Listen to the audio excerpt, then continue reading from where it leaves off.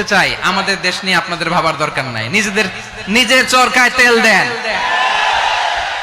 নিজের দেশ নিয়ে ভাবেন। গত মাসের ভয়েস অফ আমেরিকার রিপোর্ট, বাংলাদেশে সংখ্যালঘু জনগোষ্ঠী আগের চেয়ে বেশি নিরাপত্তা পাচ্ছে।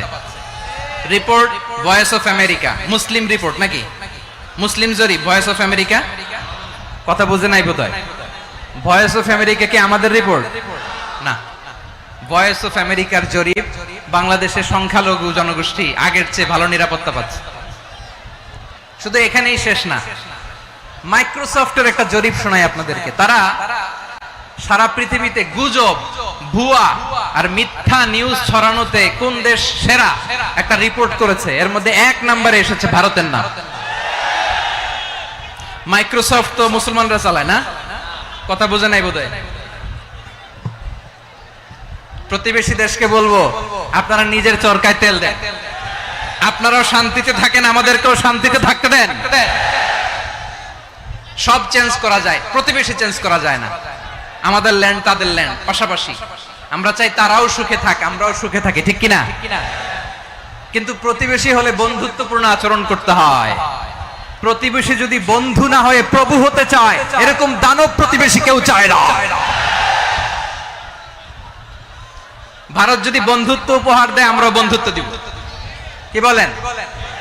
তারা যদি বন্ধু সুলভ আচরণ করে, আমরাও বন্ধুত্ব উপহার দেব। কারণ আমাদের পররাষ্ট্র নীতি হচ্ছে সবার সাথে বন্ধুত্ব, কারোর সাথে বৈরিতা নয়। আলহামদুলিল্লাহ বলেন, কত চমৎকার পলিসি আমাদের।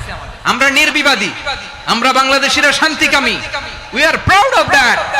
এজন্য আমরা গর্ববোধ করি। আমাদের পররাষ্ট্র নীতি সবার সাথে বন্ধুত্ব, কারোর সাথে শত্রুতা নয়। তাই প্রতিবেশী দেশকে বলবো, আমার ভাইয়েরা, আপনারাও আমাদের ভাই, বন্ধুত্ব দিলে বন্ধুত্ব পাবেন। বন্ধুত্ব ইজ ওয়েলকাম, দাদাগিরি নয়। বন্ধুত্ব ওয়েলকাম, দাদাগিরি নয়। Loud and clear. ভারত যদি বন্ধুত্ব দেখায়, বন্ধুত্ব পাবে। কিন্তু ভারত যদি বাংলাদেশে আধিপত্যবাদ বিস্তার করতে চায়, বাংলাদেশের 18 কোটি জনগণ সেটা রুখে দেবে। ভারত যদি গৌর গোবিন্দের ভূমিকায় নামতে চায়, দেশের 18 কোটি মুসলমান শাহজালালের ভূমিকায় নামবে।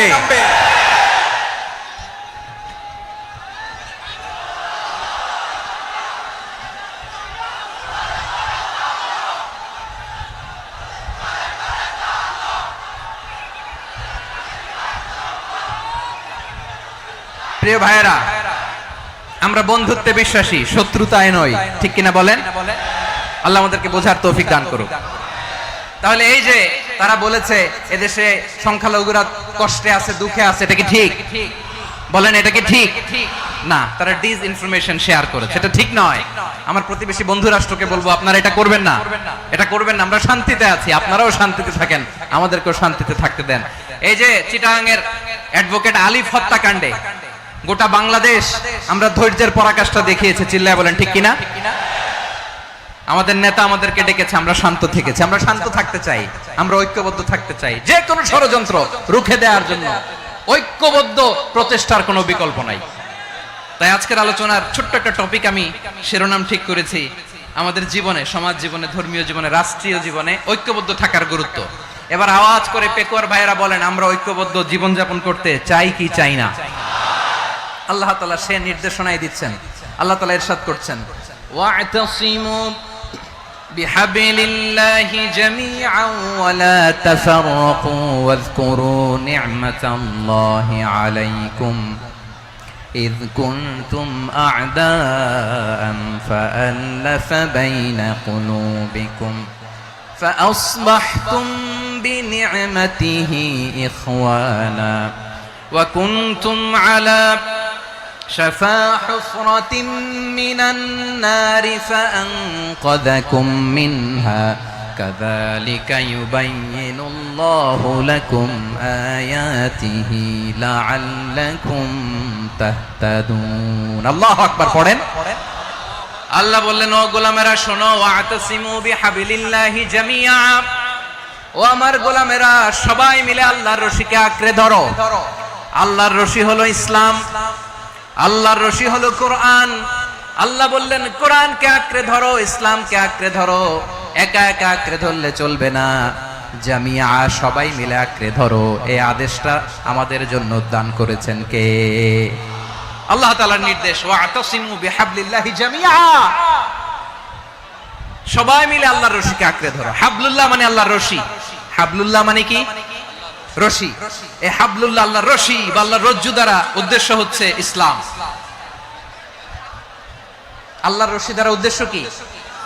তাফসিরে অনেক ব্যাখ্যা এসেছে। এই এরকম পরিস্থিতিতে তাফসিরের সূক্ষ্ম সূক্ষ্ম বিষয়গুলো আমরা শোনাতে চাই, কিন্তু পরিবেশ হয়ে ওঠে না।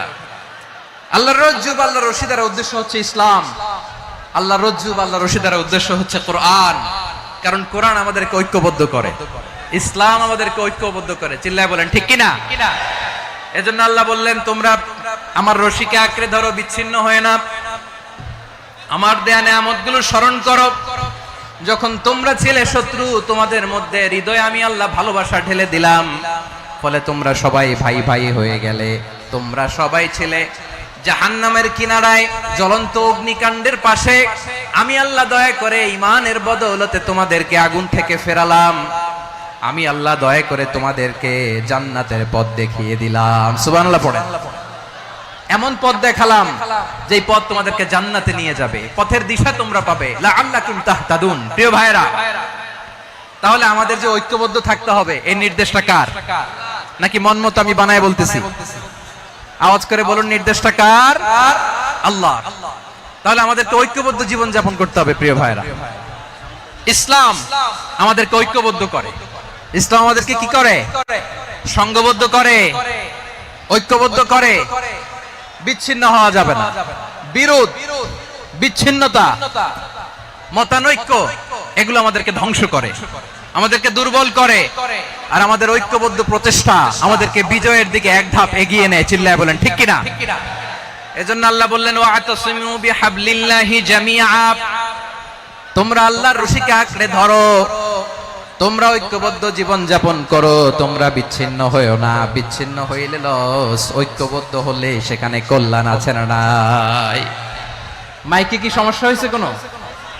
হ্যাঁ, এবার ঠিক আছে।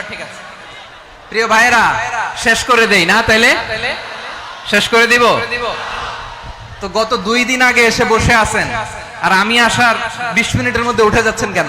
আর সহ্য হচ্ছে না? আর পারতেছেন না? হ্যাঁ, বসেন। যাদের খুব জরুরত তাদেরকে বের হইতে দেন। অনেকে সকাল থেকে বসে আছে, ওয়াশরুমে যেতে হবে, সারাদিন কিছু খায় নাই, পাগলের মতো বসে আছে। আমি জানি, সব রিপোর্ট আছে আমার কাছে। মেহেরবানি করে বিশৃঙ্খলা করবেন না, আল্লাহর ওয়াস্তে, আল্লাহর ওয়াস্তে। যাদের কষ্ট হচ্ছে বের হয়ে যান। আরো কয়েক মিনিট কথা বলে আমরা শেষ করব।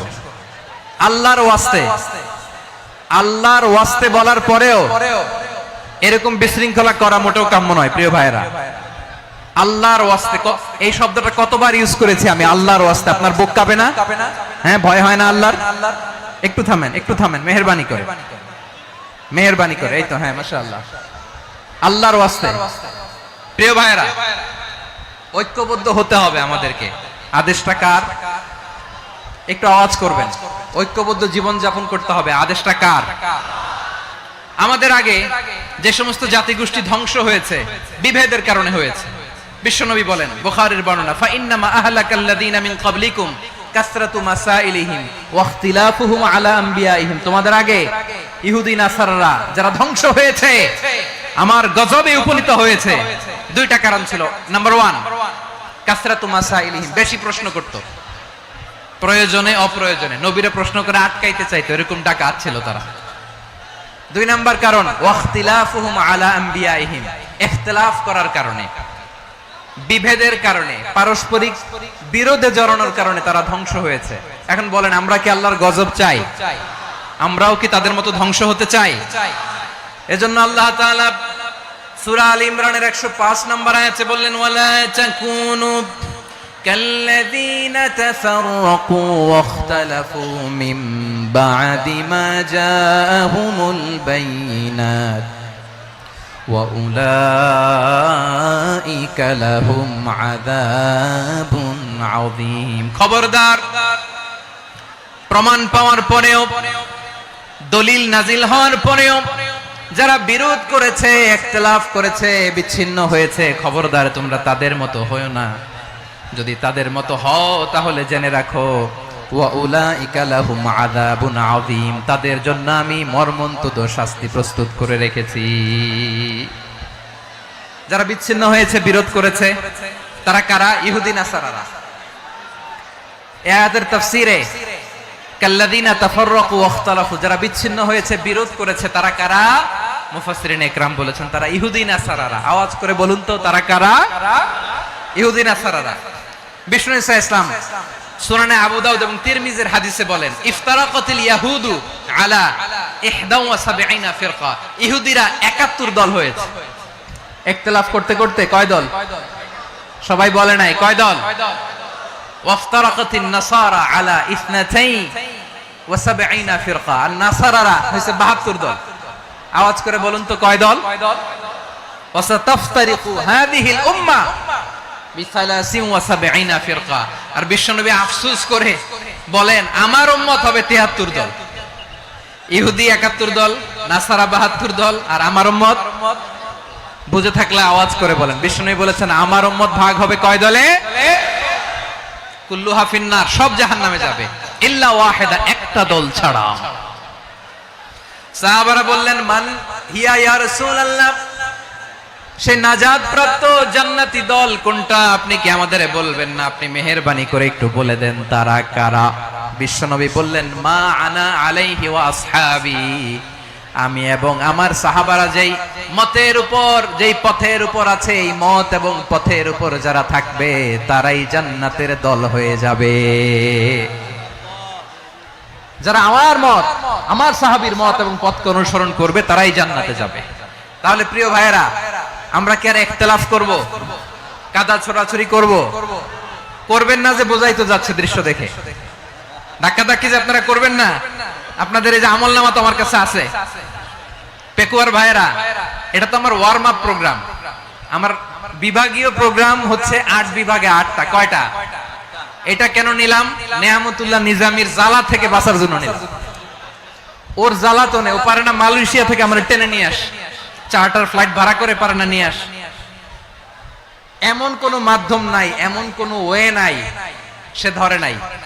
আর তার কাছে আমার কাছে তার দাবিও আছে, কারণ এর আগে 2-3 বার আসার কথা ছিল। কয়েকবার এসে এসে ফিরে গেছি, অনুমতি হয় নাই। এখন দাবার গুটি পাল্টে গেছে, দাবার গুটি পাল্টে গেছে। এক মাঘে শীত যায় না, কিন্তু আমরা স্মরণে রাখি না, ভুলে যাই। এটাই বড় আফসোস প্রিয় ভাইরা। তো এটা ওয়ার্ম আপ প্রোগ্রাম, এটা ওয়ার্ম আপ উদ্বোধনী প্রোগ্রাম, বিভাগীয় প্রোগ্রাম আমার জানুয়ারি থেকে শুরু। তো যা যা করছেন আমার সাথে পেকুয়াতে সব কিন্তু বয়ান দিব, ওই জায়গায় সব বলে দিব পেকুয়াবাসী কি করছে। আমি তো ভাবছি পেকুয়ার জেন জি, জেনারেশন জি আমাকে এমন ভাবে রিসিভ করবে, আমার কোনো ব্যাক পেতে হবে না, কষ্ট পেতে হবে না। আমাকে স্মার্টলি তারা স্টেজে রিসিভ করবে, স্মার্টলি তারা সেফ এন্ট্রি, সেফ এক্সিট দিবে। তো বাস্তবে তো উল্টা, একেবারে উল্টা। আমি জানি জায়গা নাই, ওই যে দেখছেন উত্তর রেডি আছে। আমি জানি যে ধারণ ক্ষমতার অনেক বেশি লোক হয়ে গেছে, এটা আমি জানি। ভালোবাসা কোনো আইন কানুন দিয়ে মাপা যায় না, এটা আমি জানি।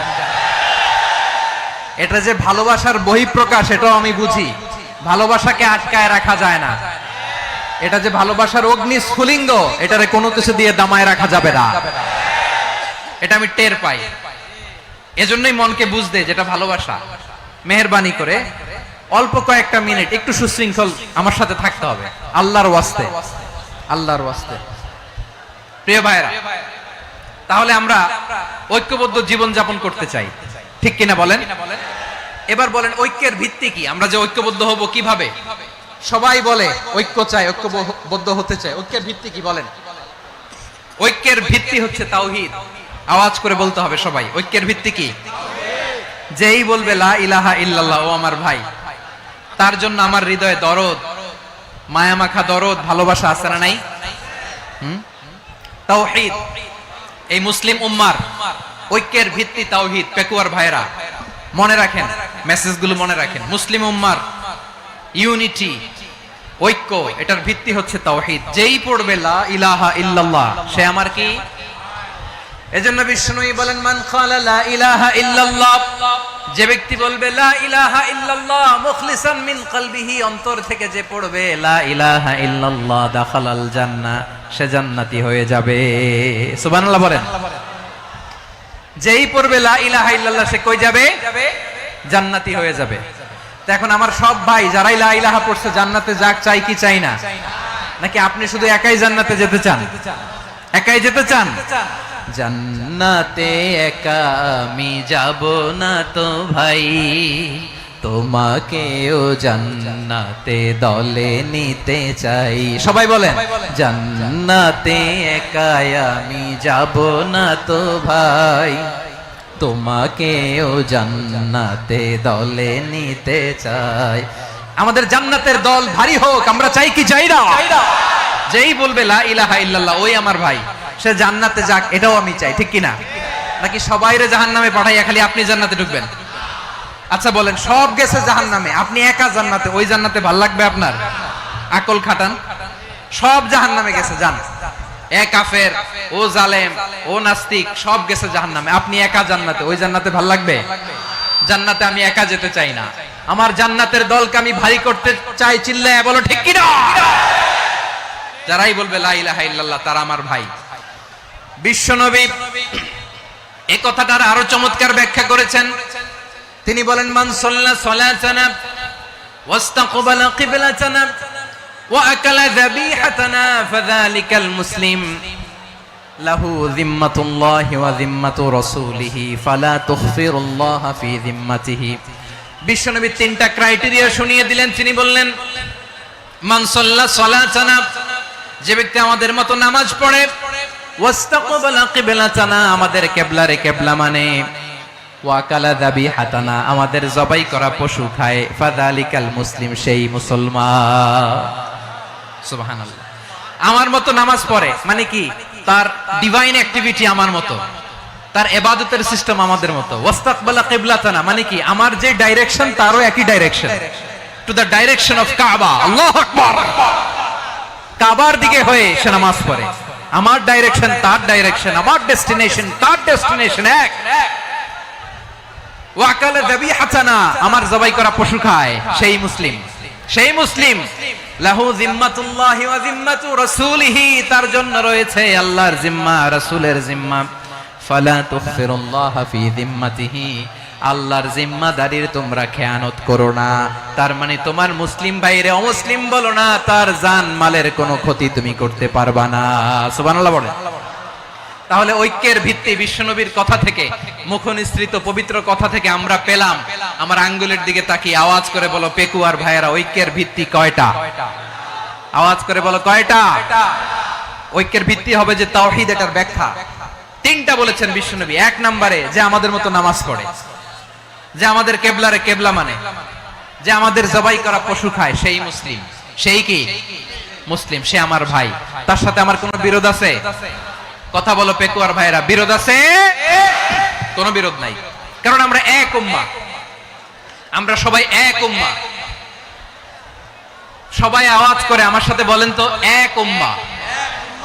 এগুলো মুখস্থ করতে হবে আমাদের। আওয়াজ করে সবাই বলো, কেউ বাকি থাকবে না, বলো এক উম্মাহ।